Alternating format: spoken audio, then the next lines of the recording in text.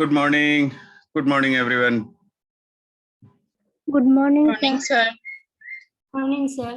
ये तो सब Morning, sir.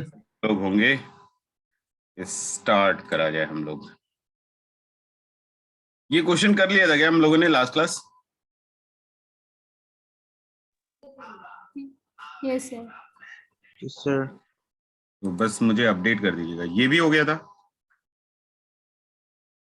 Yes, sir. Yes, sir. Yes, sir. Yes, sir. बस तो ये करिए, ये मेरे ख्याल से नहीं हुआ होगा।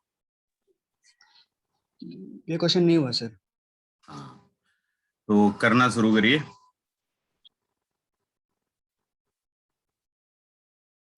वैसे- उसको थोड़ा डीपीपी का क्वेश्चंस वो हेल्प कर दीजिएगा।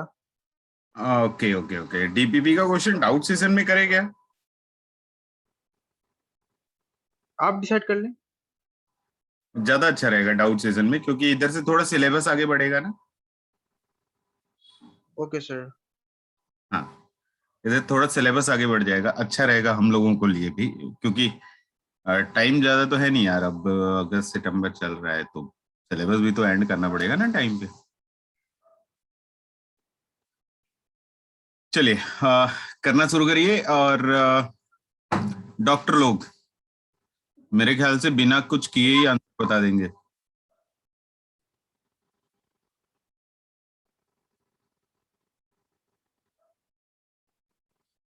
किसी को अगर क्वेश्चन समझने में तकलीफ है तो आप पूछ सकते हो, मैं क्वेश्चन एक्सप्लेन कर दूंगा।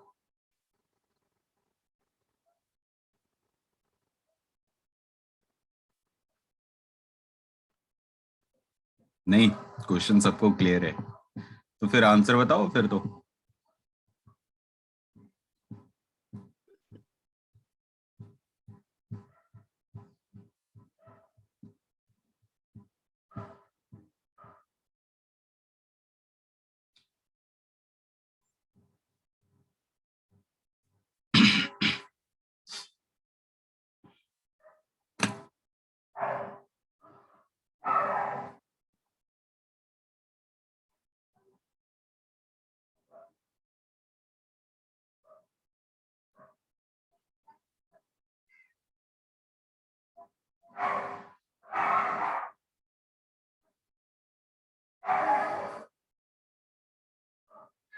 कोई तो बता दो यार। अगर प्रॉब्लम नहीं समझ में आया तो आप पूछ सकते हो, मैं क्वेश्चन को एक्सप्लेन कर दूंगा।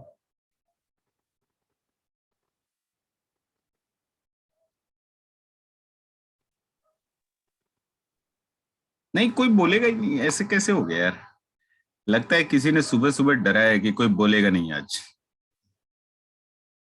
नहीं सर, सम कर रहे हैं सर। एक सेकंड। अच्छा, सम कर रहे हैं ओ। नहीं, कई बार ऐसा होता है कि आप कर रहे होते हैं, मैं डिस्टर्ब कर रहा होता हूँ।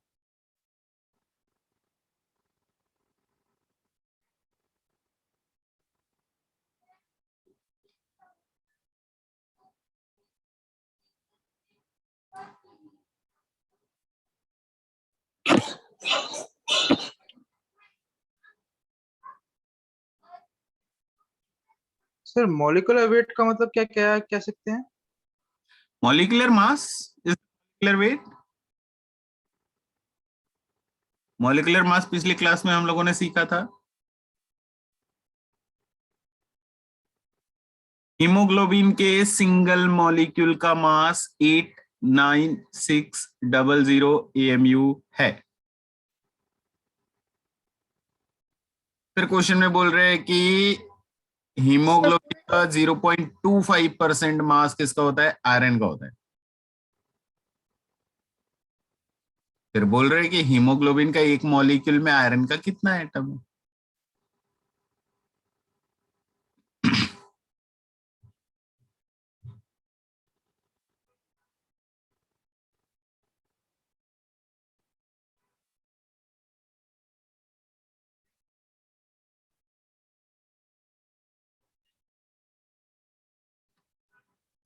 फर्स्ट हिंट, पहला हिंट ये है, calculate the mass of iron in one molecule of haemoglobin. पहला हिंट यही है। 224. 224, बिल्कुल करेक्ट है। Mass of iron in Sir, for term. 4 atom, correct है। वैसे तो डॉक्टर लोग आपको ऐसे ही याद रहना चाहिए यार। हीमोग्लोबिन में आयरन के कितने एटम? 4। तो पहले से मालूम होना चाहिए कि आंसर तो 4 ही आना है। Mass of iron in 1 molecule of haemoglobin कैसे कैलकुलेट करेंगे? हीमोग्लोबिन का मॉलिक्यूलर मास 89600 और इसका कैलकुलेट करेंगे 0.25%। by 100. ये आता है 224 AMU। अब आपको चाहिए नंबर ऑफ एटम, तो number of iron atom, number of atom का फॉर्मूला हम लोगों ने पहली क्लास में सीख लिया था, and that is mass of the sample in AMU। कितना? 224 AMU MU. Divided by atomic mass of iron. कितना? 56 AMU। क्वेश्चन में दे रखा था। टोटल कितना आता है? 4। बस ये आंसर है। किसी को doubt? Anyone? No, sir. Okay, चलो, कौन बनेगा करोड़पति? सर हाँ, एटम्स पर मॉलिक्यूल वो समझा नहीं सर वो स्टेटमेंट, इसलिए कंफ्यूजन हो गया था। एटम्स पर मॉलिक्यूल बच्चे मतलब एक मॉलिक्यूल में आयरन का कितना एटम है? ओके पर मॉलिक्यूल, पर मतलब ही होता है 1। ठीक है, तो चलिए, कौन बनेगा करोड़पति? दूसरा क्वेश्चन आपके स्क्रीन पे। आ जाओ भाई। हाँ, आ गया। बोल रहे हैं insulin contain 3.2% sulphur by mass. Calculate the minimum molecular weight और minimum molecular mass of insulin. जो करेक्ट करेगा उसको पार्टी मिलेगा। अभी करो।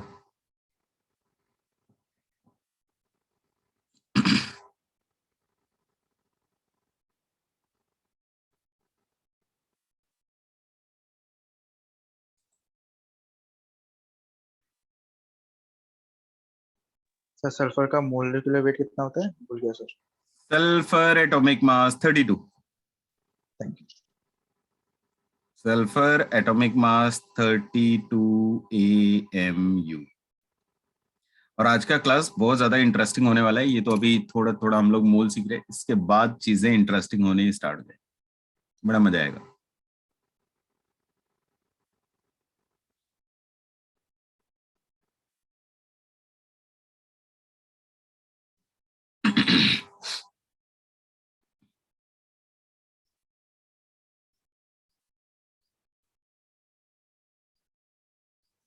करेक्ट करने वाले को पार्टी है, ध्यान रखना।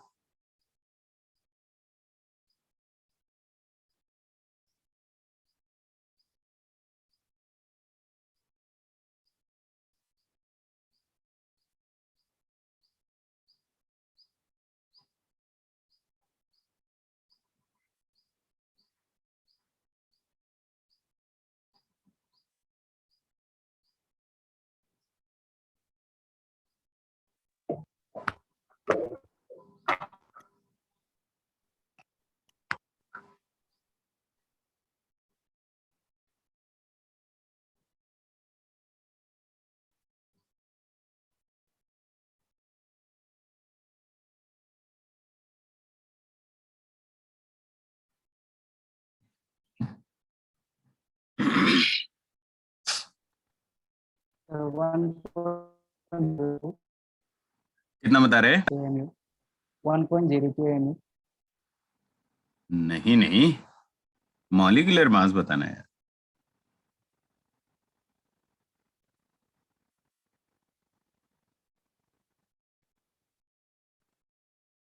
Sir, 1000 gram. तुम्हें ना पीट दूंगा। पूछो क्यों? मॉलिक्यूलर मास पूछा था ना, तो यूनिट ग्राम क्यों बोला?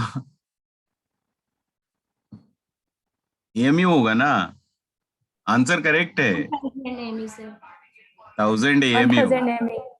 हाँ, नहीं तो फिर मैं मीट्रिक टन लिख देता। फिर जब तक मोलर ना बोला जाए, ग्राम में नहीं बोलना है, ठीक है? वो थोड़ी हैबिट हमारी खराब हो चुकी है, मानता हूं, लेकिन उसे थोड़ा करेक्ट करना जरूरी। तो आंसर 1000 आएगा, ठीक है? वैसे डॉक्टर लोग थोड़ी हेल्प करेंगे मेरी इंसुलिन में। इंसुलिन पॉलीमर होता है क्या?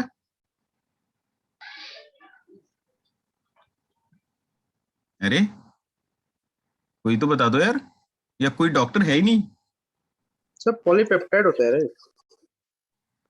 पॉलीपेप्टाइड करता है, पॉलीमर ही है सर, मतलब पॉलीमर ही तो है, ठीक है?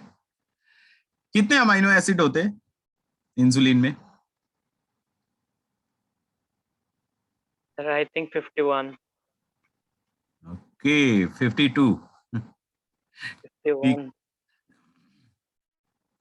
देखो, क्वेश्चन को अटेम्प्ट कर, खैर वो बायो की चीजें बायो में आते हैं, हम लोग केमिस्ट्री में वापस आए थे। तो मैं आपको ये बता रहा था कि ऐसा ना, इंसुलिन खुद क्या है, एक पॉलीमर है, एक लॉन्ग चेन, ठीक है? आपको बोला जा रहा है कि इस इंसुलिन का जो लॉन्ग चेन है, उसका आप ऐसा मिनिमम मॉलिक्यूलर मास बताओ जिसमें सल्फर 3.2% होना चाहिए। तो अगर ऐसा बोल रहे हैं, तो मॉलिक्यूलर मास को मिनिमाइज करने के लिए हमें पहले किसको मिनिमाइज करना पड़ेगा? सल्फर को।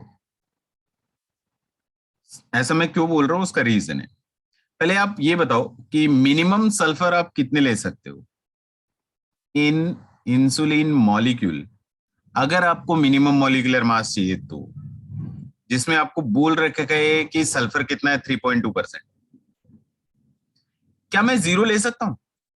कि एक एक ऐसा सेक्शन काट लिया हमने इंसुलिन का जिसमें सल्फर का एटम ही नहीं है, ऐसा सेक्शन ले सकता हूं मैं?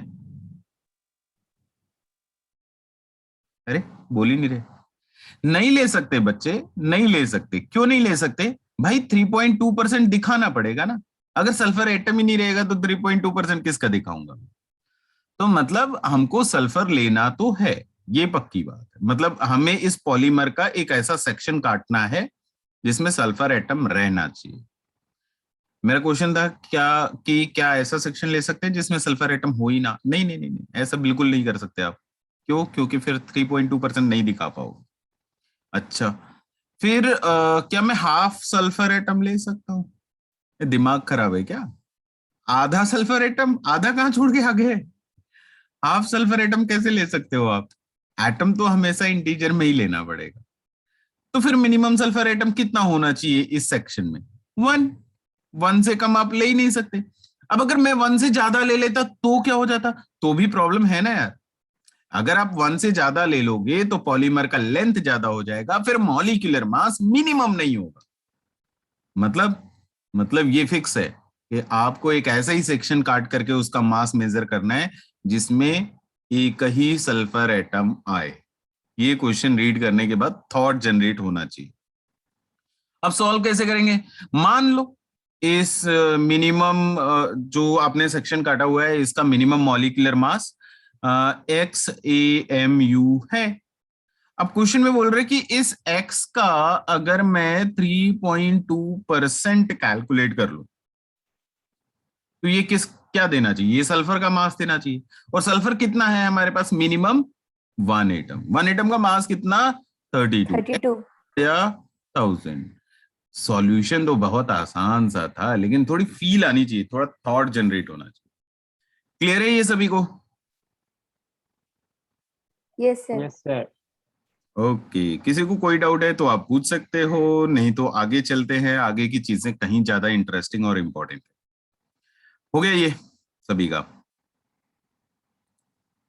चलो, तो मैं क्या बोल रहा था, अभी तक जितना हम लोगों ने किया, मोल के दो फॉर्मूले में ठीक ठाक प्रैक्टिस कर लिया कि कभी मास दिया है या नंबर दिया है तो उनका कैसे कैसे रिलेशन ढूंढना है, कैसे मोल कैलकुलेट करना है, कभी नंबर ऑफ एटम कैलकुलेट करा, कभी number of molecule, electron, proton, सब कुछ करते रहे हम लोग। तो ठीक है, इतना मैं मानता हूँ कि इतना प्रैक्टिस सफिशिएंट है, बाकी आप डीपीपी में करते रहोगे। नेक्स्ट जो स्टार्ट करने जा रहे हैं अब वो पोर्शन है जिसमें रिएक्शन इन्वॉल्व करके क्वेश्चन बनता है। आपको रिएक्शन दे दिया जाता है, फिर उसमें कोई लिमिटिंग रिएजेंट होता है, कोई एक्सेस रिएजेंट होता है, ऐसा करके नाम तो सुना ही होगा आपने। वो वाले पोर्शन अभी मैं स्टार्ट करने जा रहा हूँ। तो वो वाले पोर्शन में सबसे पहले कुछ एक दो घटिया से डेफिनेशन लिखना नहीं है, बस ऐसे ही पढ़ लेते हैं।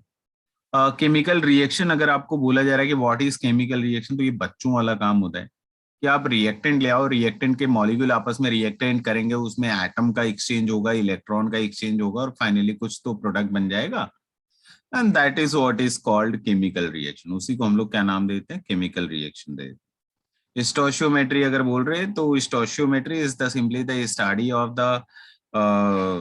The coefficient written before the molecule. खैर ये भी इतना ज्यादा इंपॉर्टेंट नहीं। डेफिनेशन, अपने काम का चीज स्टार्ट होता है यहां से, स्टोइचियोमेट्रिक कोफिशिएंट से। तो पहले तो ये जो लिखा हुआ है, पता नहीं क्या लिखा हुआ है, मुझे नहीं मालूम। मैं जो लिख रहा हूं वो जरूर आप कॉपी कर लेना, ठीक है? यहां से कॉपी करना स्टार्ट कर देना आप। Stoichiometric coefficient, it is the number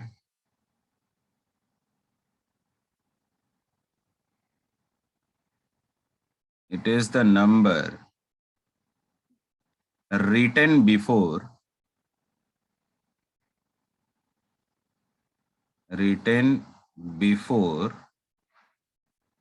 a chemical compound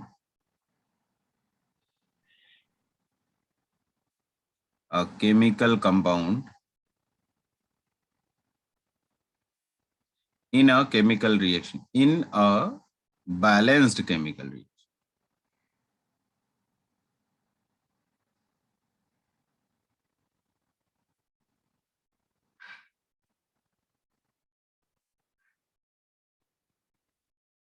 मतलब अगर मुझे ज्यादा फीलिंग लेकर के समझना है, let us take an example.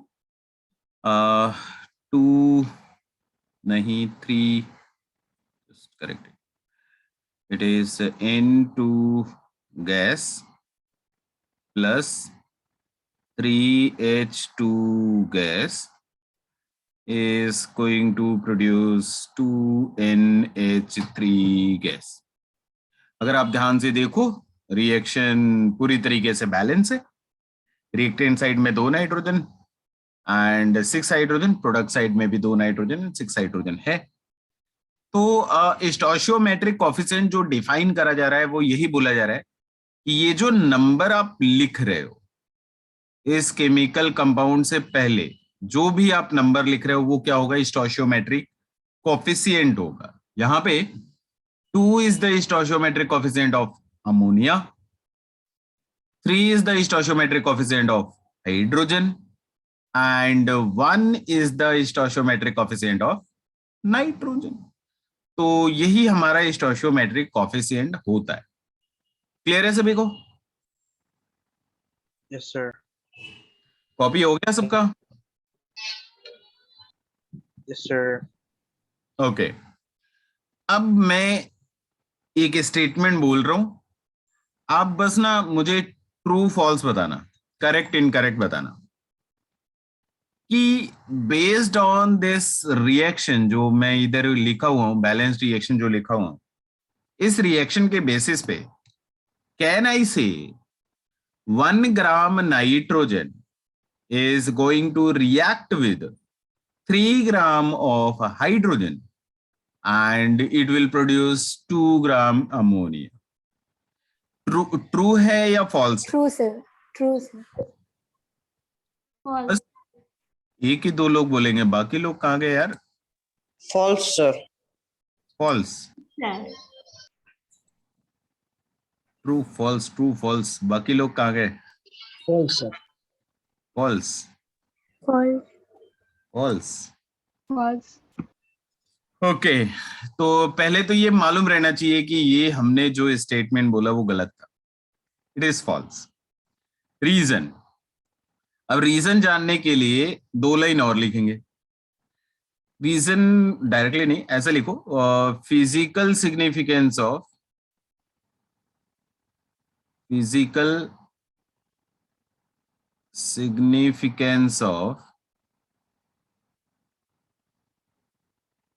stoichiometric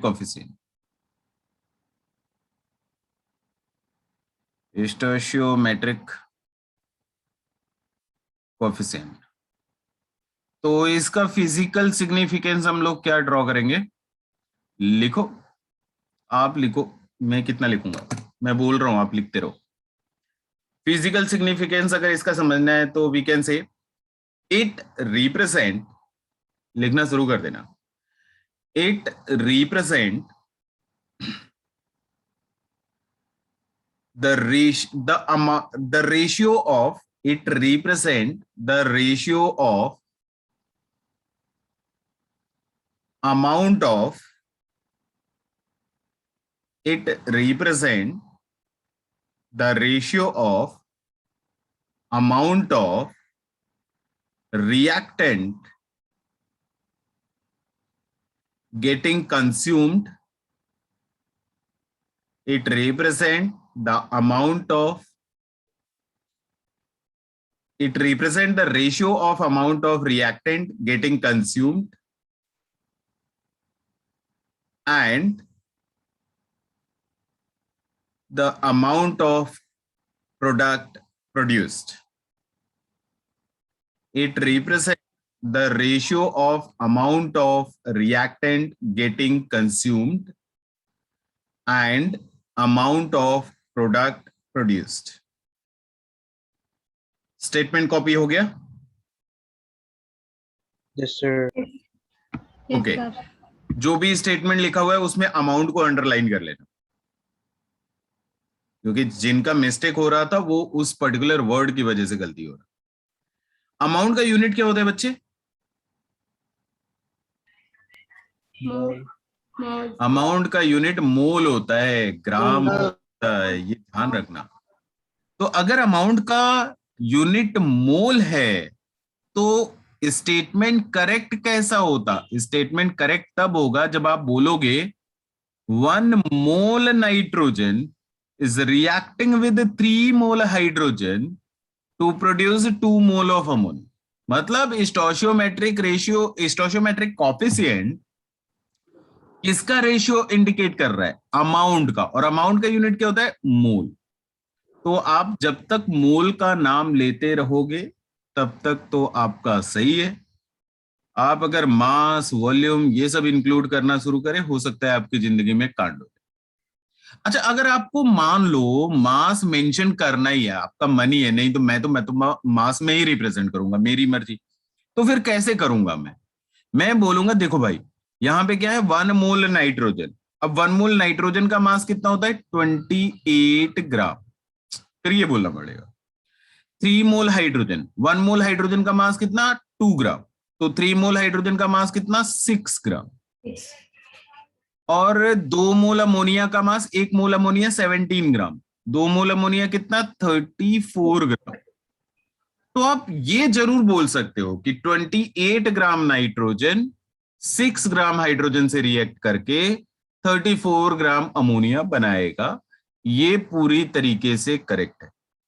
लेकिन जो नंबर लिखा हुआ है कंपाउंड से पहले, जिसे आप स्टोशियोमेट्रिक कॉफिशिएंट बोल रहे हो, ये नंबर केवल और केवल मोल को रिप्रेजेंट करता है। ये मास, वॉल्यूम, इन सारी चीजों को इंडिकेट नहीं करता। दिमाग में फीड हो जाना चाहिए, ये गलती दोबारा नहीं करेंगे हम।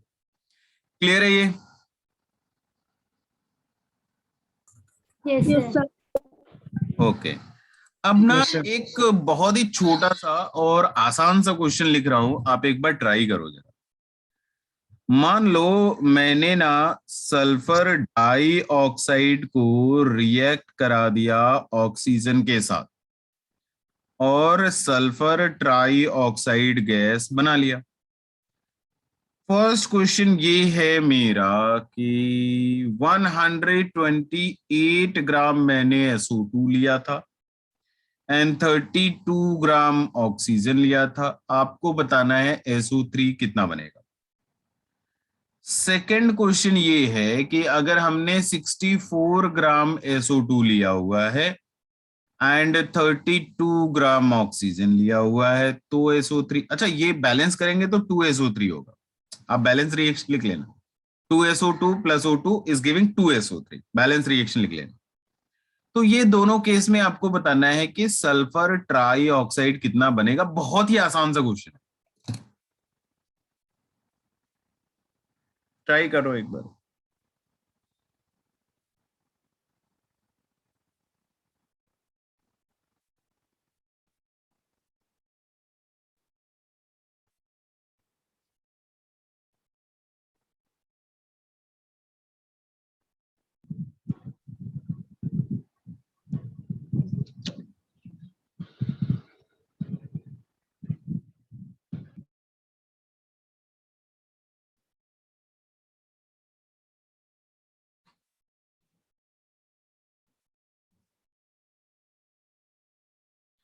बच्चे आंसर तो 160 ग्राम होगा सर।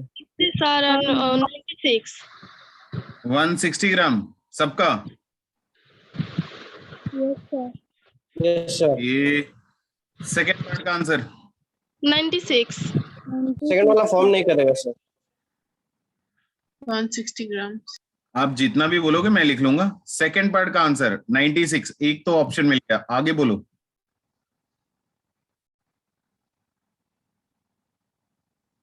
सर सेकंड वाला फॉर्म ही नहीं करेगा। तो बनेगा ही नहीं। ओहो, आगे बताओ, कोई तो बता दो, जिसका कुछ बन रहा है वो तो बता दो भाई, जिसका नहीं बन रहा है कोई बात नहीं, आगे लास्ट में ऑप्शन नन ऑफ दीज लिख दूंगा मैं, लेकिन जिसका बन रहा है वो तो बताओ। नहीं, केवल एक ही ऑप्शन, अरे 2-4 ऑप्शन बताना चाहिए यार। नहीं, कोई नहीं बताएगा, दुख हुआ जान के। चल मैं लिख देता हूं 160, 80 लिख देता हूं। और भी कुछ बताना चाहते हैं तो बता दीजिए। नहीं, last option none of these लिख देता हूं फिर। लो, ABCD 4 ऑप्शन है, कौन सा करेक्ट है? Nano. Sir, option D, none. Option D none. Okay, तो देखा जाए करना कैसे है उसके बारे में सोचा जाए। देखो, अब ध्यान से देखना, जिसका फिजिकल केमिस्ट्री वीक है वो ज्यादा दिमाग लगाएगा। एक चीज तो मैं बोल ही सकता था ना कि 2 मोल sulphur dioxide will react with 1 mole of O2 and it will produce 2 mole SO3। मैं आपको अगर मॉलिक्यूलर मास बताऊं तो SO2 का मॉलिक्यूलर मास होता है 64, O2 का होता है 32 एंड SO3 का होता है 80। ये मॉलिक्यूलर मासेस होते हैं। तो अगर मैं 2 मोल SO3 का मास बोलूं, SO2 का मास, तो मैं क्या लिखूंगा 64 इंटू 2 कितना आता है बच्चे 128। कितना ग्राम? दो मोल का मास कितना हो जाएगा 128 ग्राम। नेक्स्ट, ऑक्सीजन का अगर मास लिखूं तो मैं लिखूंगा 32 ग्राम। अगर फर्स्ट वाला क्वेश्चन करना है तो फर्स्ट वाले क्वेश्चन में कैसा करेंगे, देखो, बोलेंगे 2 मोल इसके 1 मोल से रिएक्ट कर रहा है तो इसका 2 मोल बनेगा। इसके 2 मोल का मास 128, इसके 1 मोल का मास 32, तो इसका कितना बनना है 2 मोल बनना है। 1 मोल का मास कितना है 80, तो 2 मोल का मास कितना हो जाएगा 80 इंटू 2, दैट इज 160 ग्राम। हाँ 160 आता है, तो बोल दिया चलो ठीक है करेक्ट है। किसी ने ऐसा सोचा, किसी ने सोचा कि भाई एक काम करते हैं ना, mass conservation is always valid, हाँ ना, कोई तो लगाया होगा मास कंजर्वेशन। बोलेगा स्टार्टिंग में मैंने जितना मास लिया हुआ है बाद में भी उतना ही मास होना चाहिए, तो स्टार्टिंग का टोटल मास कितना 128 प्लस 32 कितना आता है 160। ओके, तो दोनों से आंसर सेम आ रहा था, इसलिए सबका 160 खुश हो रहे थे हम लोग। ठीक है, 160 करेक्ट है, और ये केस में दोनों ही मेथड भी करेक्ट है, दोनों मेथड भी करेक्ट है। अब आगे चलते हैं। धोखा तो इसके बाद था, ये तो ऐसे ही मन बहलाने के लिए आपको दिया था। धोखे वाले में चलते। धोखे वाले में लफड़ा क्या है, देखो पहले आप प्रॉब्लम समझने का कोशिश करो। मैंने बोला कि अगर इसका 2 मोल इसके 1 मोल के साथ रिएक्ट करेगा तो ही इसका 2 मोल बनेगा। अब इसके 2 मोल का मास कितना 128 और इसके 1 मोल का मास कितना 32। मतलब मैं ये कहना चाहता हूं कि 128 ग्राम SO2 32 ग्राम O2 के साथ रिएक्ट करेगा। मैंने क्वेश्चन में क्या दिया हमको, क्वेश्चन में ऑक्सीजन तो 32 दिया, लेकिन SO2 तो 128 दिया ही नहीं। मतलब हमको जितना चाहिए था उससे कम दे दिया। फिर क्या होगा, फिर होगा ये कि जितना हमने लिया हुआ है वो तो इसके साथ रिएक्ट कर जाएगा, लेकिन ये 32 ग्राम पूरा खर्चा नहीं होगा। आप जरा सोचो, अपना दिमाग लगाओ कि अगर 32 ग्राम लेते तो 128 ग्राम से रिएक्ट कर जाता। ठीक है, हमारे पास 128 ग्राम है ही नहीं। हमारे पास कितना है, हमारे पास 64 ग्राम है, मतलब जितना चाहिए था उसका आधा है। तो इसका कितना, ऑक्सीजन का कितना खर्चा होगा, जितना दिया हुआ है उसका आधा खर्चा होगा, क्योंकि 128 32 से रिएक्ट कर रहा है। तो 64 कितने से रिएक्ट करेगा, 16 से रिएक्ट करेगा। मतलब एंड जब रिएक्शन हुआ होगा तो ये तो पूरा खर्चा हो ही जाना है। ऑक्सीजन के 32 में से 16 रिएक्ट कर जाएगा, 16 बच जाएगा, और फिर उसके अकॉर्डिंग हमको कैलकुलेट करना पड़ेगा कि SO3 कितना बना। ठीक है, पहले तो ये चीज तो क्लियर था कि डी नहीं होगा यार। नन ऑफ दिस क्यों होगा बताओ, रिएक्शन तो होगी, रिएक्टेंट लिए हुए हैं, दोनों रिएक्टेंट लिए होंगे तो रिएक्शन तो होगी। दूसरा, अब एक चीज बताओ कि यहाँ पे मास कंजर्वेशन, सेकेंड वाले केस में मास कंजर्वेशन करेक्ट नहीं होगा। क्यों करेक्ट नहीं होगा, अगर मैं 64 नहीं, सॉरी, मास कंजर्वेशन करेक्ट है, स्टेटमेंट वैलिड रहेगा, लेकिन आप जैसे कर रहे थे यहाँ पे 64 प्लस 32 ऐड करके 96 लिख रहे थे, ये करेक्ट नहीं होगा। ये करेक्ट क्यों नहीं हुआ, ये करेक्ट इसलिए नहीं हुआ कि भाई ऑक्सीजन पूरा खर्चा हुआ ही नहीं। पिछले वाले केस में ऑक्सीजन पूरा खर्चा हो गया था, तब आपने स्टार्टिंग में जो उतना टोटल खर्चा हुआ बाद में उतना ही टोटल बन गया। फर्स्ट वाले में बोल रहे थे करेक्ट था, यहां पे टोटल खर्चा हुआ ही नहीं, तो आप ऐड करके बाद वाला क्यों लिख रहे हो, स्टार्टिंग में ही कुछ बच चुका है आपका, तो मास कंजर्वेशन कैसे लगाओगे, लगाने का तरीका सिखाऊंगा, वो भी सीखेंगे। यहाँ पे मास कंजर्वेशन वैलिड है, यूज भी होता है, क्वेश्चन भी बड़ी आसानी से बनते हैं, तो थोड़ी देर बाद समझा रहा हूँ। लेकिन अभी ये समझ में आना चाहिए कि अगर आप डायरेक्टली ऐड कर रहे हो तो आंसर गलत आएगा। क्यों, क्योंकि कुछ तो बच गए थे यार, उनको कौन हटाएगा फिर। ठीक है, वो समझना पड़ेगा। जैसे अगर इंटेलिजेंट लोग हो तो मैं बता सकता था, कैसे, हमको ये मालूम है कि देखो ये 64 अभी तक जितना मैंने डिस्कस करा उसके बेसिस पे मैं ये बोल देता कि भाई ये देखो 64 वाला तो पूरा खर्चा हो जाएगा, और ये 32 में से कितना खर्चा हुआ, 16 खर्चा हुआ, 16 बच गया, तो जो खर्चा हुआ वो ऐड करो ना यार। 64 प्लस 16 कितना होता है 80। आंसर करेक्ट कौन सा था, 80। ठीक है, आंसर 80 करेक्ट था। 16 तो आपका बच गया था, उसको क्यों ले रहे थे, उसको लेना ही नहीं था आपको। खैर, अगर इंटेलिजेंट होते तो वहां तक सोचते। खैर, वहां पे मैं और दूसरा तरीका बताऊंगा, और अच्छा तरीका बताऊंगा। बट अभी फिलहाल के लिए ये माइंड में क्लियर रहना चाहिए कि जब कोई रिएक्टेंट बच जा रहा होगा तो वहां पे आपको डायरेक्टली ऐड करके आंसर नहीं बताना है, गलत तो ये भी है। अब ये दो बच गए मेरे पास, 160 एंड 180। अब ये कैसे आए, कहां से आए, वो भी मैं आपको दिखाऊंगा, और फिर वहां पे हम लोग डिसाइड करेंगे कि इसमें करेक्ट 80 वाला क्यों है, वो थोड़ा और डिटेल में समझेंगे। देखो एक चीज तो मैं बोल सकता हूं यार, कि अगर SO2 का 128 ग्राम खर्चा होता तो SO3 का 160 ग्राम बनता। एग्री और नॉट? पहले तो मुझे इतना बता दो, ये मैं करेक्ट बोल रहा हूं या नहीं बोल रहा हूं? Yes sir. Yes, sir. Sir agree. ठीक है, तो पहले मैं ये लिख ही देता हूं कि 128 ग्राम SO2 अगर मैंने खर्चा कर दिया होता तो 160 ग्राम SO3 मेरा बन गया होता। मैंने खर्चा कितना करा? मैंने खर्चा करना है 64 ग्राम। क्यों? क्योंकि हमको वही तो दिया था। ठीक है, तो अगर मैं 64 ग्राम SO2 खर्चा कर देता तो SO3 कितना बनता?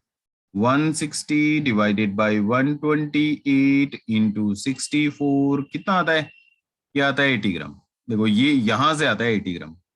ये दूसरा तरीका 80 लाने का। अब मैं आपको दिखा रहा हूं कि ये 160 कैसे है। दूसरा स्टेटमेंट मैं बोल रहा हूं, अगर मैं आपको ये बोलूं कि 32 ग्राम ऑक्सीजन अगर खर्च होगा तो 160 ग्राम SO3 बनेगा, करेक्ट है या इनकरेक्ट है? So can you repeat? 32 gram oxygen on consumption produces 160 gram of SO3। Correct, sir. Correct है भाई, स्टोशियोमेट्री वाला चीज तो हमेशा ही करेक्ट होगा, उसमें क्या डाउट है? वो तो वही तो हम पहले अभी सीख करके आए। तो ये स्टेटमेंट बिल्कुल करेक्ट है कि 32 ग्राम अगर O2 आपका खर्चा हो जाता तो 160 ग्राम SO3 बन जाता। अब किसी के दिमाग में यही चीज आया रहा होगा कि देखो हमारे पास कितना है, 32 ग्राम ऑक्सीजन है, तो SO3 कितना बनना चाहिए? 160 बनना चाहिए, तो वहां से 160 मैंने लिखा था। लेकिन ये गलत है। गलत क्यों है? अरे भाई इतनी देर में हमने यही तो समझा कि 32 ग्राम ऑक्सीजन मैंने लिया जरूर था लेकिन खर्चा नहीं हुआ था। पूरा ऑक्सीजन कहाँ खर्चा हुआ? ऑक्सीजन तो बच गया था ना। तो फिर ये गलत भी होगा फिर, क्योंकि अगर 32 ग्राम खर्चा होता तो 160 बनता। 32 खर्चा ही कहाँ हुआ, वो तो बच गया। फिर ये गलत होगा। ये क्लियर है सभी को? Yes sir. Yes, sir. Correct क्या था? करेक्ट क्या था आपका? 180 ग्राम करेक्ट था। अब देखो, अब यहीं पे हम लोगों का डेफिनेशन का एंट्री होता है। ये थोड़ी फील लेने के लिए मैंने एग्जांपल लिया था, ये थोड़ी सी फीलिंग आ जाएगी। तो जो डेफिनेशन हमको सीखना है वो limiting reagent and access reagent का सीखना है। लिमिटिंग रिएजेंट या लिमिटिंग रिएक्टेंट वो रिएक्टेंट होता है जो रिएक्शन के दौरान पहले खर्चा हो जाता है। जैसे यहां पे इस केस में मैंने आपको इतनी देर से यही समझाया कि अगर इस रेशियो में लेकर के मैं रिएक्शन कराना शुरू करूं तो SO2 जल्दी खर्चा हो जाएगा, ऑक्सीजन बच जाएगा।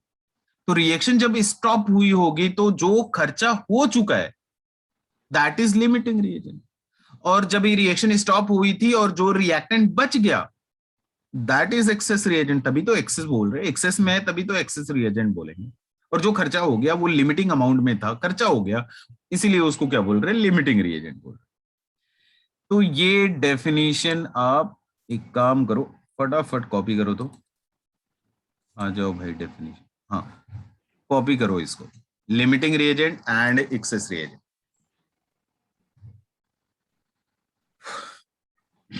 सर ये वाला डेफिनेशन लिख ले। हाँ, ये जरूरी है भाई, समझ में तो आ ही गया होगा, फीलिंग आ ही गई होगी। एक बार लिख ही लेते हैं, थोड़ी अच्छी अंग्रेजी लिखी हुई है। The reactant that gets exhausted first and limits or stop the reaction is called limiting reagent. The reactant that is left at the end of reaction is called excess reagent. आसान सा ऐसी बकवास का स्टेटमेंट है लेकिन लिख लेंगे, ये हमारे दिमाग में रहना चाहिए हमेशा, इसलिए लिखवा रहा हूं। हो गया? No, sir. हाँ सर।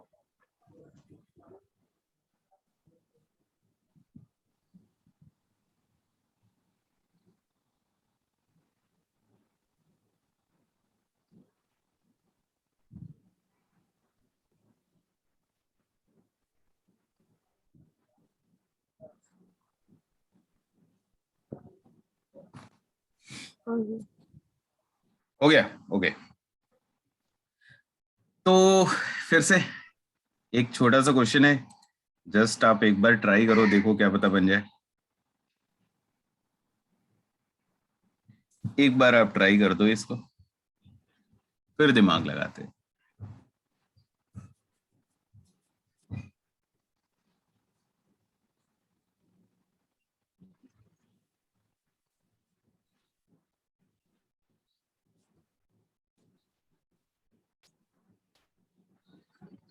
क्वेश्चन समझ गए? कोई कुछ बोल ही नहीं रहा। सर नहीं समझा सर, क्या है ये? अरे तो पूछना चाहिए ना यार। देखो क्वेश्चन में ये बोल रहे कि आपको एक रिएक्शन दिया, 3A plus 6B is giving 3C plus 5D, ये आपको रिएक्शन दिया हुआ है। D का स्टोइचियोमेट्रिक कोएफिशिएंट 5, C का 3, B का 6, A का 3, ये दे रखा है। बैलेंस है, रिएक्शन बैलेंस है, स्टोइचियोमेट्रिक कोएफिशिएंट, रिएक्शन सब कुछ मालूम है हमको। फिर बोला कि हमने time t is equals to 0 पे, मतलब बिगिनिंग में A का 9 मोल लिया, B का 27 मोल लिया और एक कंटेनर में रख दिया। कंटेनर में किसको रखा? A एंड B, जो रिएक्टेंट है इनको रख लिया, इनको आपस में रिएक्शन कराना स्टार्ट कर दिया। A का 9 मोल लिया, B का 27 मोल लिया, रिएक्ट कराना स्टार्ट कर दिया। आपको पूछा जा रहा है कि C एंड D कितना बनेगा, ये पूछा जा रहा है।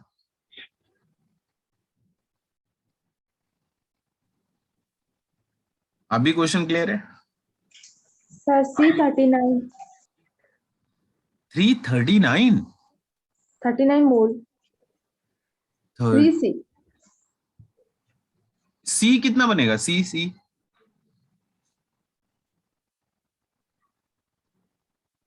वही को मतलब 39 मोल बनेगा। 39 मोल कैसे? हमको बताओ कैसे। सॉरी सर, 9 को 90 पकड़ लिया था। 9 से नहीं, 9 इंटू 3 करते तो भी 27 बनता है, 39 कैसे?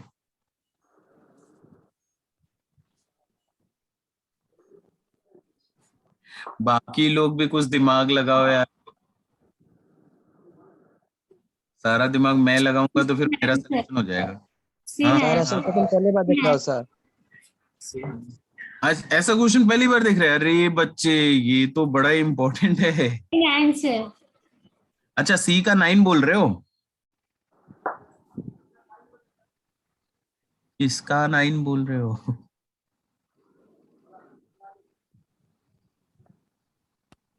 कुछ तो बोल के गायब हो जा रहे, मैं कंफ्यूज हो जा रहा हूँ क्या बोले थे। C का कितना बनेगा, कोई तो बता दो।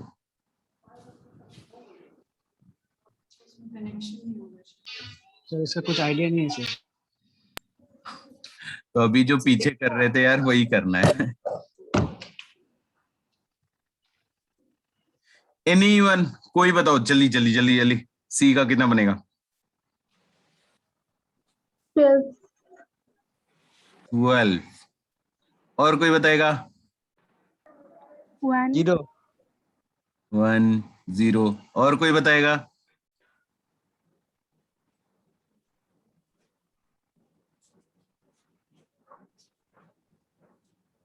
नहीं? चलो एक ऑप्शन मैं लिख दूं, 9। करेक्ट कौन सा है? 0। अरे जो मैं लिखूंगा वही करेक्ट होगा ना यार।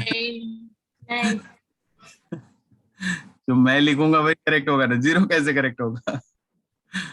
देखो अब सीखते हैं। अभी अभी दिमाग लगाओ, दिमाग। मैं शॉर्टकट दूंगा, शॉर्ट ट्रिक दूंगा, सब कुछ बताऊंगा, लेकिन अभी दिमाग तो लगाओ, दिमाग। दिमाग लगाएंगे उतना, जितना ज्यादा लगाएंगे उतना ज्यादा समझ में आएगा। देखो सर D का 0 मिलेगा ना? नहीं नहीं, 0 किसी का नहीं मिलेगा यार, 0 क्यों? चलो स्टार्ट करते हैं, देखते हैं, धीरे धीरे देखते हैं। पहले एक बात बताओ, मैं ये तो बोल ही सकता हूं ना कि A का 3 मोल B के 6 मोल से रिएक्ट करेगा, C का 3 मोल एंड D का 5 मोल बनेगा, बोल सकता हूं ना? हाँ सर। हाँ, बोल सकते हैं ना?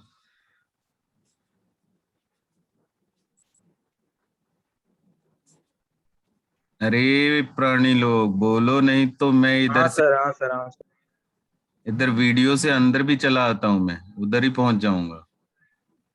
ठीक है, देखो मैं ये बोल रहा था कि A का 3 मोल B का 6 मोल से रिएक्ट करेगा, तो C का 3 मोल बनेगा एंड D का 5 मोल बनेगा, यही स्टोइचियोमेट्रिक कोएफिशिएंट है। आपने A का कितना लिया? 9 मोल ना?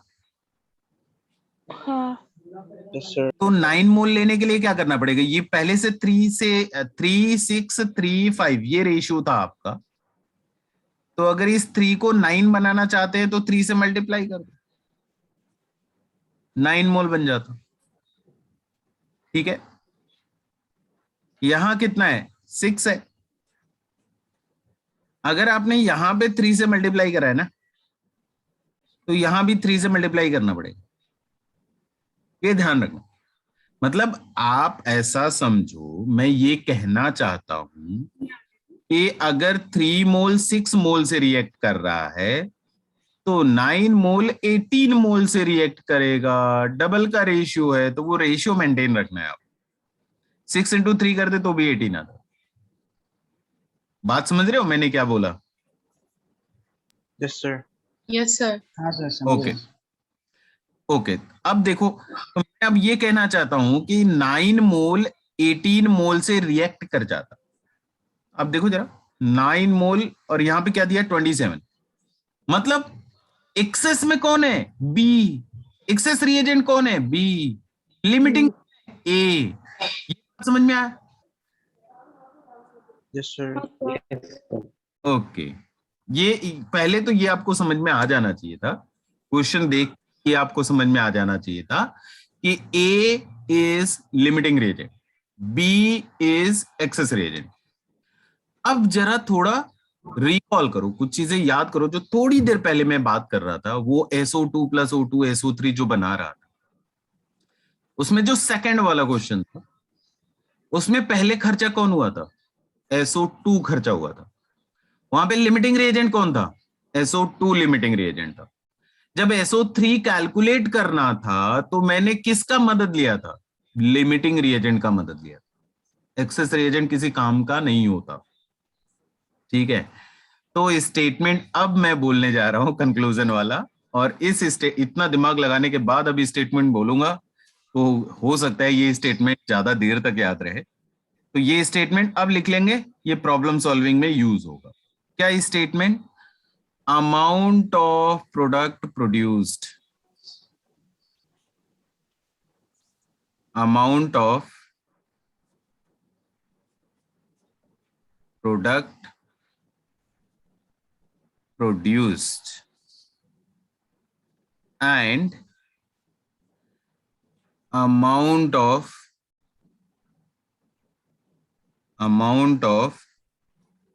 any reactant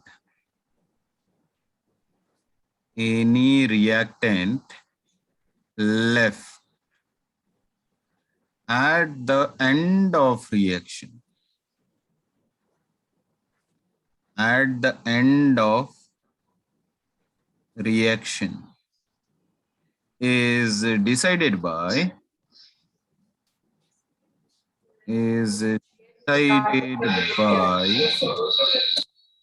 limiting reagent।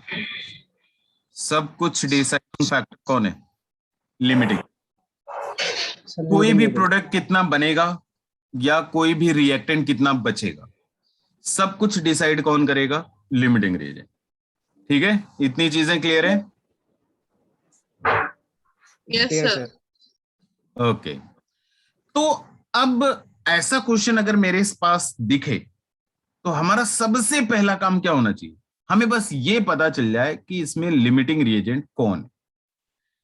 अब लिमिटिंग रिएजेंट कौन है, उसके लिए या तो वो काम करो जो अभी मैं आपको कह रहा था कि ये 3 से 9 हुआ, देखो 3 टाइम्स मल्टीप्लाई हुआ, बी में भी 6 में 3 से मल्टीप्लाई करो 18 करो, देखो 18 से ज्यादा दिया है तो बी एक्सेस है, ये लिमिटिंग है, इतना सब कुछ करो। या फिर अगर उतना एनालिसिस कर सकता है दिमाग, अगर तेज चल रहा है तो अच्छी बात है, नहीं तो फिर आपको मैं दूसरा तरीका बता रहा हूं जो कि ज्यादा आसान। आपको एक टर्म कैलकुलेट करना पड़ेगा, के रेशियो। ठीक है, के रेशियो बाय डेफिनेशन हम लोग क्या बोलेंगे, इट इज द नंबर, नहीं सॉरी, जस्ट के रेशियो लिख रहे थे ना, कहाँ गया यार, number of mole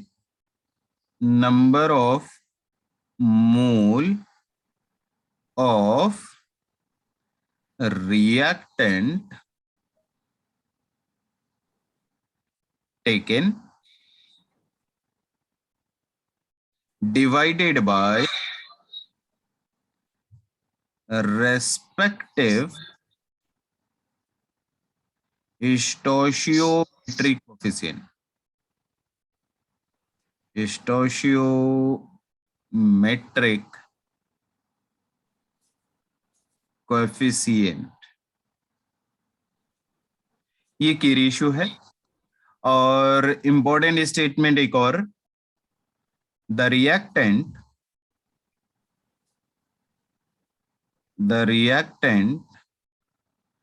for which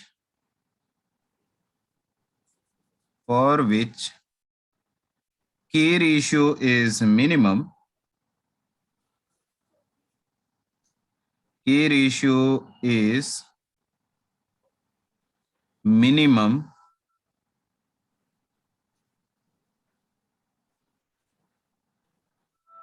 will be limiting reagent।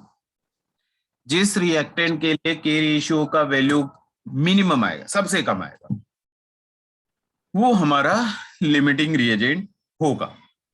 जैसे अब इसको अप्लाई कैसे करें, ये क्वेश्चन में हम लोग क्या करने वाले थे, के रेशियो कैलकुलेट करने वाले थे। ए के लिए के रेशियो कैसे कैलकुलेट करेंगे, फॉर्मूला बोला गया, नंबर ऑफ मोल टेकन, कितना मोल लिया हमने, 9, ए का स्टोइचियोमेट्रिक कोएफिशिएंट कितना, 3, वैल्यू कितना आया 3, बी का कितना मोल लिया 27, बी का स्टोइचियोमेट्रिक कोएफिशिएंट कितना 6, रेशियो लिया कितना मिला 4.5। तो इसमें इन दोनों में कम कौन सा है, ए, तो लिमिटिंग रिएजेंट कौन होगा, A is going to be limiting reagent. ये बात समझ में आया सभी को, Yes, Yes, sir. sir. Okay. अब नेक्स्ट मैं क्या बोल रहा हूं कि सर ये पार्ट फिर से ओके, मैं फिर से रिपीट कर देता हूं। ये लिमिटिंग रिएजेंट फाइंड आउट करने का हम लोग तरीका सीख रहे थे, बिकॉज हमेशा माइंड उतना अगर एनालिटिकल नहीं है तो तकलीफ होती है। तो उसके लिए आपको क्या करना है कि सीधा सीधा के रेशियो एक टर्म डिफाइन करा हुआ है, और इसमें बोला हुआ है कि आप रिएक्टेंट का जितना भी मोल ले रहे हो रिएक्शन कराने के लिए, वो मोल न्यूमरेटर में लिखो, डिवाइडेड बाय उसी रिएक्टेंट का स्टोइचियोमेट्रिक कोएफिशिएंट लिखो, उसको हम लोग क्या बोलते हैं, के रेशियो। जैसे यहाँ पे अगर ए की बात करूं तो ए का हमने कितना लिया हुआ है, 9 मोल लिया हुआ है रिएक्शन कराने के लिए, तो इसको हमने न्यूमरेटर में रखा। ए का स्टोइचियोमेट्रिक कोएफिशिएंट कितना 3, तो डिवाइड करूंगा तो क्या मिलेगा 3 क्या होगा, ये जो 3 दिख रहा है ये ए का स्टोइचियोमेट्रिक कोएफिशिएंट।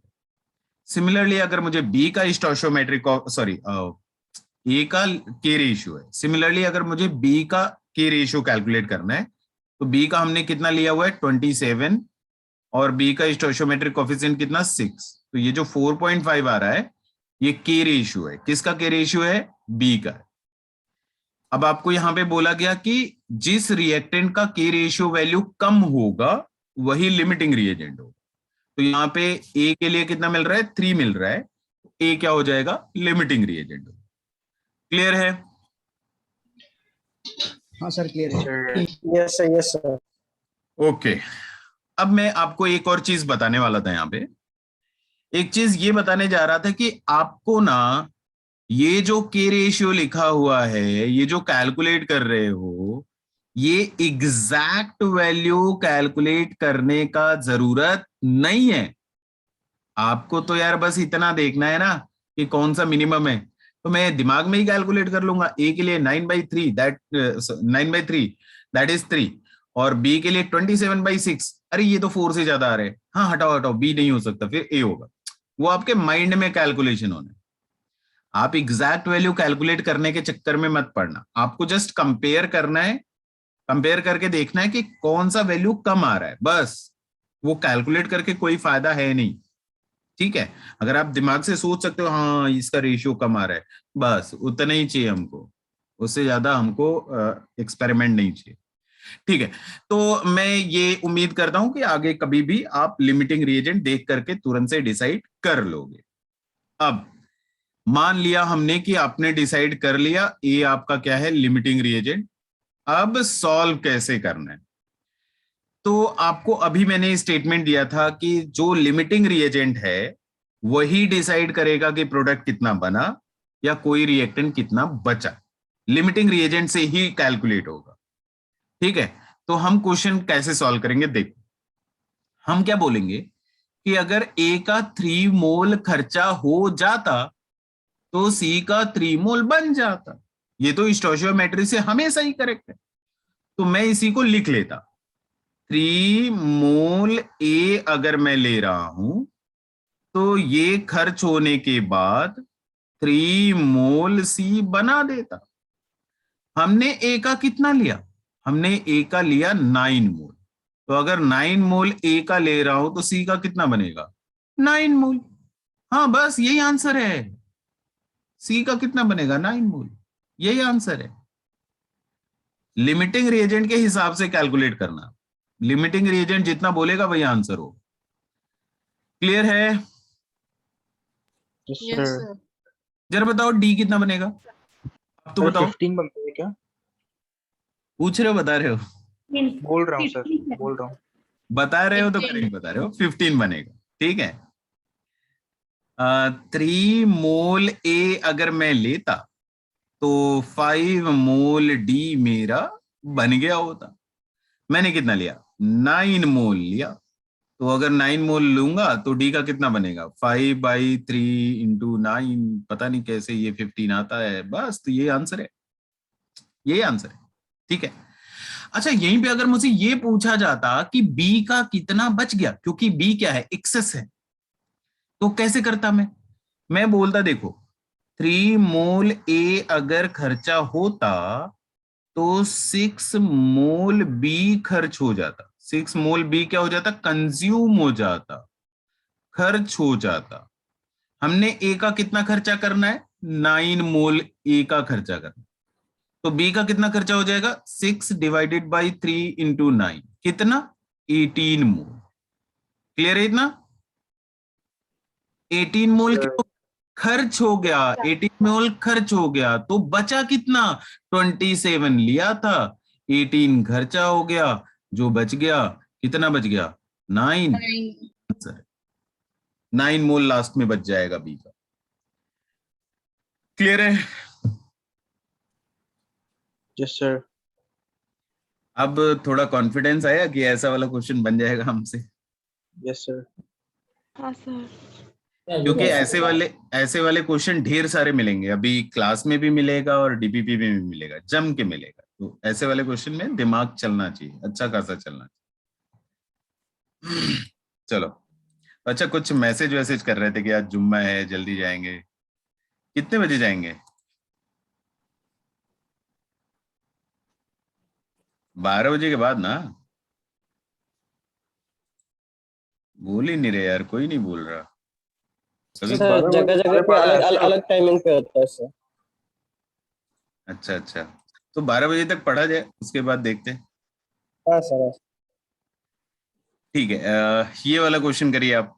क्वेश्चन वही है कि आपको बताना है कि ए और बी का स्टार्टिंग में कितना लिया हुआ है, 3 and 4, ठीक है, ये के रेशियो नहीं है, इसे हटा दीजिए। ए का 3 मोल लिया हुआ है, बी का 4 मोल लिया हुआ है, आपको बताना है सी और डी कितना बनेगा। बड़ा सिंपल सा क्वेश्चन है। अगर कोई बच जाता है तो ये भी बता दो यार कितना बचता है। नहीं बचता है तो खैर बात ही अलग है।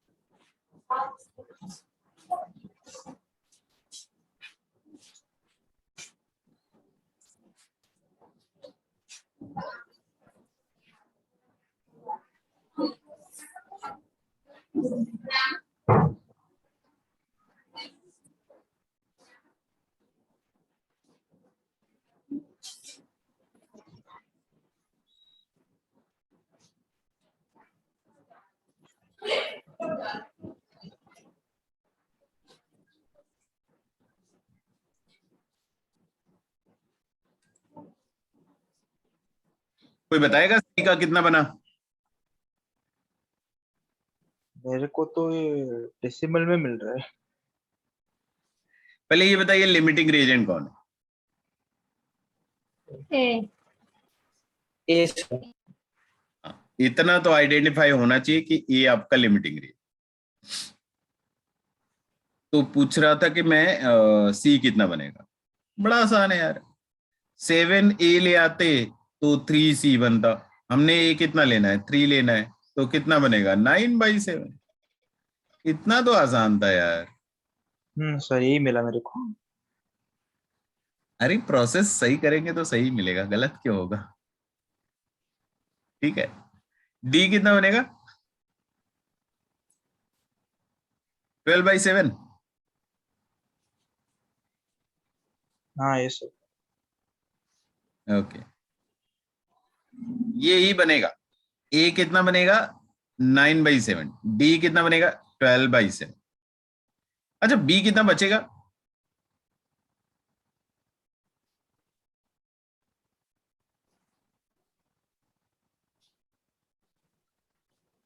Four minus 18/7। हाँ ना, 28 माइनस 18, 10/7।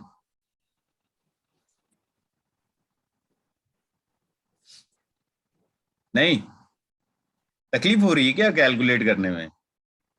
सर लिमिटिंग रीजन ढूंढने में थोड़ा तकलीफ होता, पता नहीं क्यों। लिमिटिंग रीजन ढूंढने में तकलीफ हो रही है? क्या बोल रहे हैं? फिर हाँ से सर थोड़ा। ओके, मैं फिर से बता देता हूँ, एक बार फिर देख लेते हैं। देखो, हमको क्या करना है? के रेशियो कैलकुलेट करना है।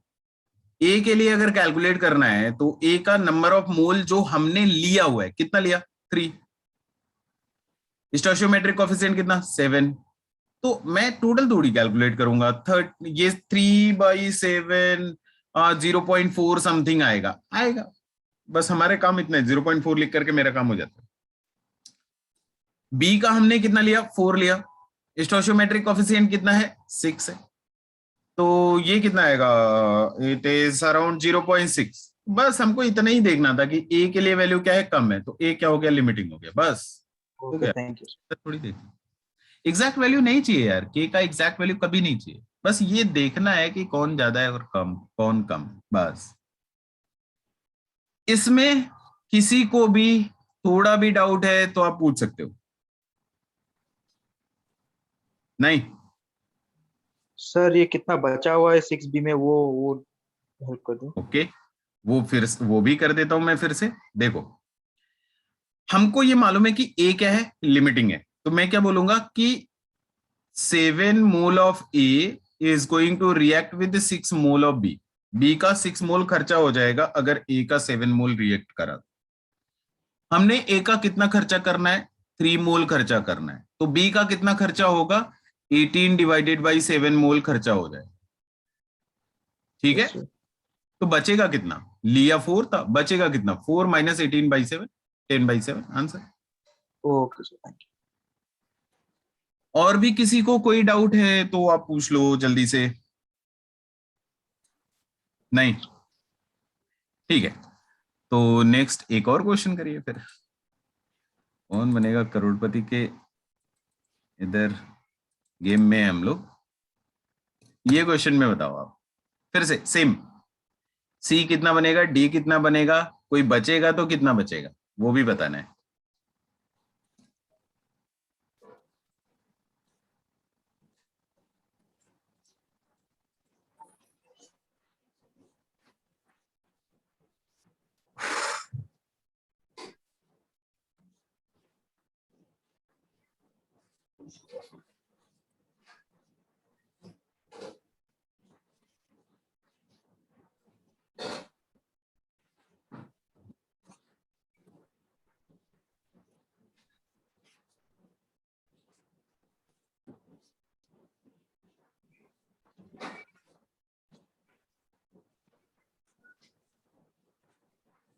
अरे हो जाना चाहिए यार। सी कितना बनेगा, सर 20। 20। लिमिटिंग कौन है, ए है बी सर। बी है। बी है बच्चे, बी है। आपको के रेशियो लिमिटिंग इज बी। तो हाँ सी, सर, सी कितना बनेगा,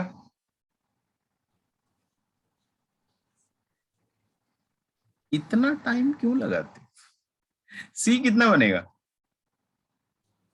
8. है क्या। 4/3 इंटू 4/3। अब मैं पूरा पूरा लिखूंगा, देखो बी लिमिटिंग है ये हमको पता चल गया, तो मैं क्या बोलूंगा, देखो ध्यान से देखना, बी का कितना 3, ए का कितना 4, तो 3 मोल ऑफ बी अगर मैं लेता तो 4 मोल ऑफ सी बन जाता। अच्छा, बी का हमने कितना लेना है, 8 मोल लेना है, तो कितना होगा 4 divided by 3 into 8, 32 divided by 3। हाँ यही आंसर है, हाँ ना। हाँ यस सर, दूसरा वाला 8/3 होगा। तो डी कितना बनेगा 8/3। 8/3 करेक्ट है। 2.6 सर. डेसिमल छोड़ो यार, डेसिमल कैलकुलेट करेंगे तो टाइम लगने लगेगा, फ्रैक्शन में लिख लेते। 8/3, डी कितना बनेगा 8/3। तो अब आप बताओ कि ए कितना बचेगा।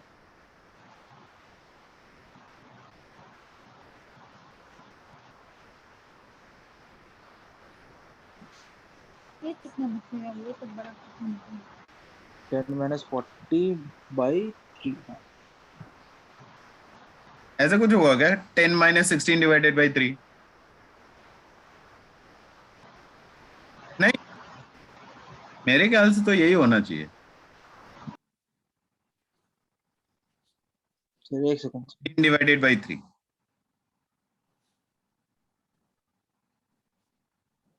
कैसे कैसे कैसे, देखो कैसे। अगर मैं 3 मोल बी खर्च करता, देखो यहां पे 3 मोल बी खर्च करता तो ए का कितना बनता, 2 मोल बनता, ए का 2 मोल खर्चा हो जाता। हमने कितना खर्च करना है 8 मोल, 8 मोल। तो 8 मोल अगर मैं बी का खर्चा करूंगा तो ए का कितना खर्चा हो जाएगा, 2/3 इंटू 8, कितना कितना 16/3। 16/3 मोल ए का क्या हो जाएगा, खर्चा हो जाएगा।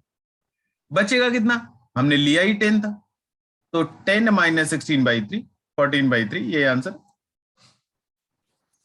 ठीक है। Yes. हाँ sir. Sir okay, yes sir. एक आखिरी क्वेश्चन करेंगे, नहीं आप होमवर्क ही लिख लो, चलो ये होमवर्क ही लिख लो। नहीं, 2 और क्वेश्चन है, आप होमवर्क में लिख लो, बस रिएक्शन लिखो, ऊपर ए और बी का कितना दिया हुआ है वो लिख लो, ठीक है? ये हो गया, कॉपी हो गया? No sir.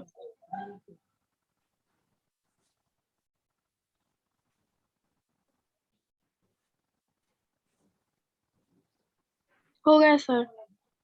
ओके, एक ये भी आप लिख लो। अच्छा, इसमें थोड़ा कहानी हो गया, फिर भी लिख लो। बोल रहे calculate the mass of SO3 produced by starting with 2.16 gram of SO2।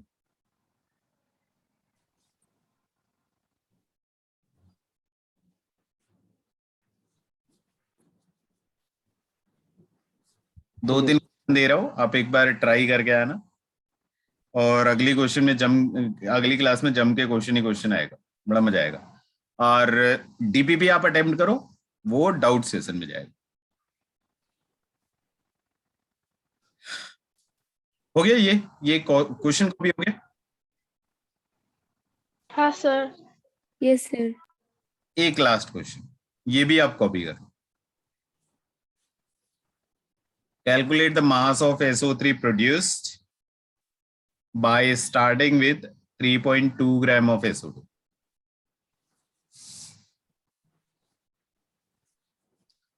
ये 3 क्वेश्चन आप होमवर्क में कर लेना, और मैं कोशिश करूंगा कि नेक्स्ट वाला DPP नहीं, थोड़ा सा और पढ़ाना पड़ेगा, थोड़ा सा और हम लोग सीख लेंगे, अगली क्लास तक सीख लेंगे तो DPP नंबर 2 भी चला जाए, अगली क्लास का वेट करना पड़ेगा। हो गया? Yes sir. ओके, क्योंकि पॉपुलेशन कम हो रही है, 21 तक आ गया पॉपुलेशन आप लोगों का, तो अगर इंटरेस्टेड है तो आगे कंटिन्यू करूं, नहीं तो फिर अगर आपको जाना है तो ठीक है, तो कोई कुछ नहीं बोलेगा। अरे सर, हाँ सर नेक्स्ट क्लास करते हैं सर, थक गया सर बैठ के। अच्छा, बैठे बैठे थक गए? हाँ सर। चलो ठीक है, मिलते हैं नेक्स्ट क्लास में। Thank you sir. Thank bye you sir. Bye.